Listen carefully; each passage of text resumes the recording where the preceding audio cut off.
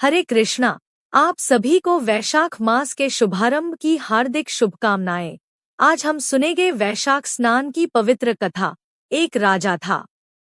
वह वैशाख माह में प्रतिदिन ब्रह्मा मुहूर्त में उठकर गंगा जी में स्नान करता था। राजा का आदेश था कि मुझसे पहले गंगा जी में कोई भी स्नान नहीं करेगा।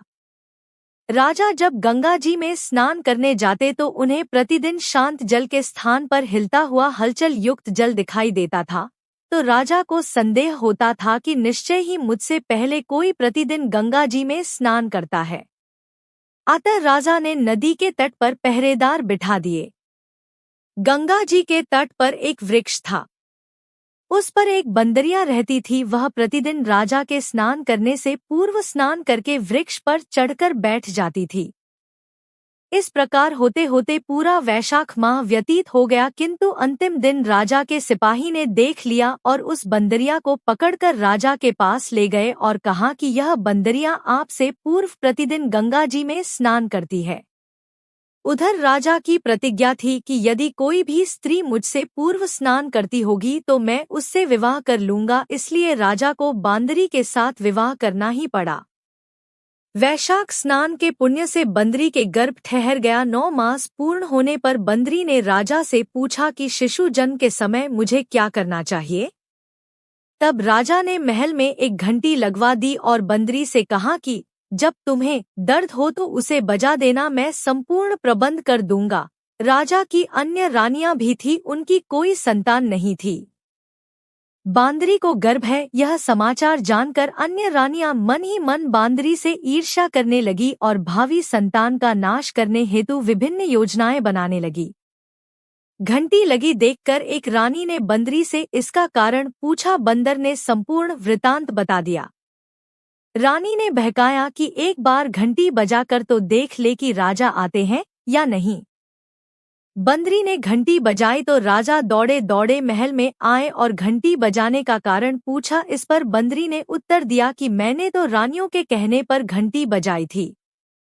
तब रानियों ने राजा से कहा कि यह तो पशु और न जाने कितनी बार घंटी बजाएगी। इस प्रकार कहकर उन्होंने घंटी को हटवा दिया। कुछ दिनों बाद बंदरी के शिशु जन्म का समय आया तो उसने अन्य रानियों से पूछा कि मैं क्या करूं। तब रानी ने कहा कि तुम आंखों पर पट्टी बांधकर सो जाओ। बंदरी के वैशाख माह के स्नान के पुण्य प्रताप के रूप में एक सुंदर पुत्र हुआ। शिशु के जन्म होते ही उसके रोने से पूर्व ही रानियों ने उसे एक टोकरी में रखकर दासी को दे दिया और आदेश दिया कि इसे नदी में बहाकर आओ, और उस शिशु के स्थान पर एक पत्थर रख दिया। राजा को भी कहलवा दिया कि बंदरी ने एक पत्थर को जन्म दिया। राजा ने सुना तो उन्होंने भी संतोष कर लिया है कि जब दूसरी रानियों के संतान नहीं है तो यह तो बंदरी है, इसके क्या संतान होगी। उधर दासी ने उस सुंदर शिशु को नदी में न बहाकर कुम्हार के खंडड़ में रख दिया। दूसरे दिन कुम्हार कुम्हारिन खंडड़ में आए तो वहां एक सुंदर शिशु को रोते हुए देखा। कुम्हार कुम्हारिन भी निसंतान थे। उन्होंने उस शिशु को अपने लिए भेजी गई भगवान की भेंट माना और बड़े प्रेम से शिशु का पालन पोषण करने लगे।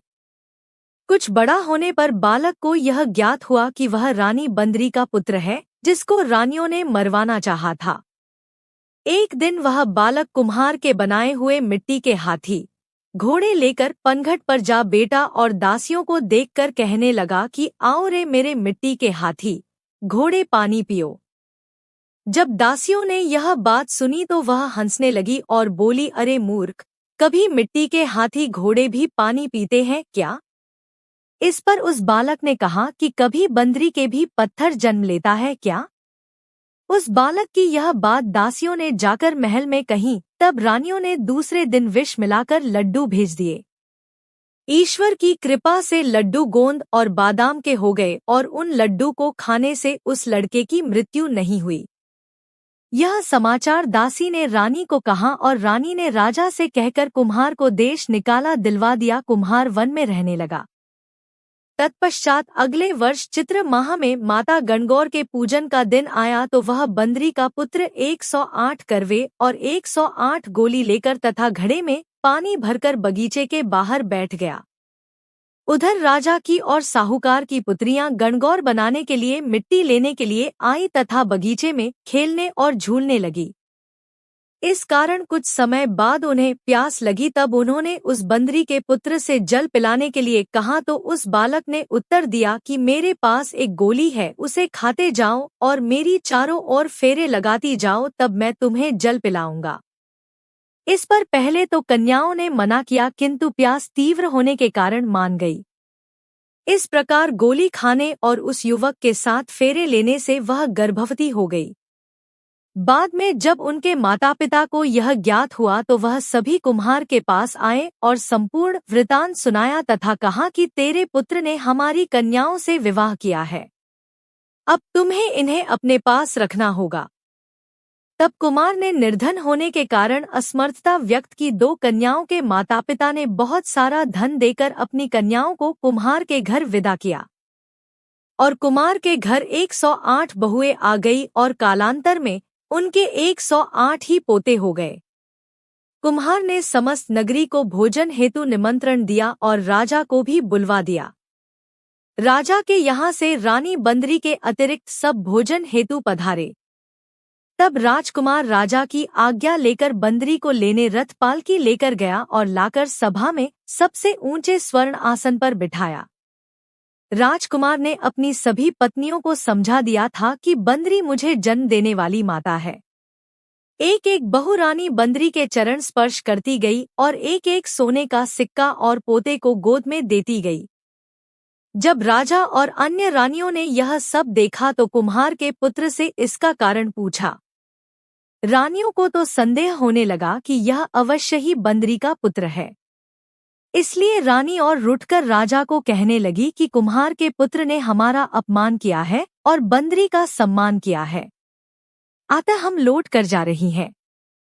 इधर राजा को पुत्र के जन्म का संपूर्ण रहस्य ज्ञात हो गया था, इसलिए उन्होंने रानियों को देश निकाला दिया और अपनी सभी पुत्र वधू एवं पोत्रों को लेकर महल में आया और राजकुमार का राजतिलक हुआ। कुम्हार कुम्हारिन को राजकुमार ने महल में रहने के लिए निवेदन किया, किंतु वह नहीं माने। तब राजा ने उन्हें ढेर सारा धन दिया। वैशाख स्नान का इतना महत्व है तो सबको वैशाख स्नान करना चाहिए। बंदरी ने वैशाख स्नान किया तो उसे राजा का राज्य, पुत्र, बहुएं आदि प्राप्त हुई है। ईश्वर जैसे बंदरी को पुण्य मिला, इस प्रकार हमें भी पुण्य देना।